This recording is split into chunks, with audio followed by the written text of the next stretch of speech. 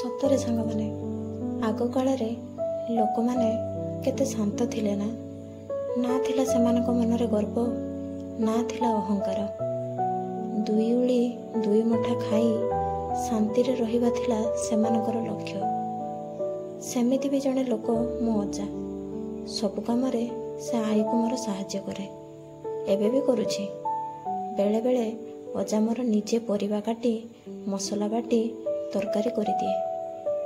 ଅଜା ଓ ଆଈ ଦୁଇ ଜଣ ମିଶି ଆନନ୍ଦରେ ଖାଇ ନିଅନ୍ତି। ଏବେ ବି ବହୁତ ଖୁସିରେ ସେମାନେ ରହୁଛନ୍ତି। ସେମାନଙ୍କର କିଛି ବି ଲୋଭ ନାହିଁ, ଖାଲି ଦୁଇ ଜଣ ଶାନ୍ତିରେ ଦୁଇ ମୁଠା ଖାଇବେ। କିନ୍ତୁ ଆଜିକାଲି କାହିଁ ସେଇ ଖୁସି ଆଉ ପରିବାର ମାନଙ୍କରେ ଦେଖାଯାଉନି। ପୁରୁଷ ନାରୀଙ୍କ ମଧ୍ୟରେ ସବୁବେଳେ ଝଗଡ଼ା। ପିଲାମାନେ ସେମାନଙ୍କ ରାସ୍ତାରେ ଏବଂ ବାପା ମା ମାନେ ସେମାନଙ୍କ କାମରେ। ସମସ୍ତଙ୍କ ପାଖରେ ଖଣ୍ଡେ ଖଣ୍ଡେ ଫାଳିଆ ପଟା ମୋବାଇଲ, କିନ୍ତୁ ସମ୍ପର୍କ କେଣେ ନାହିଁ।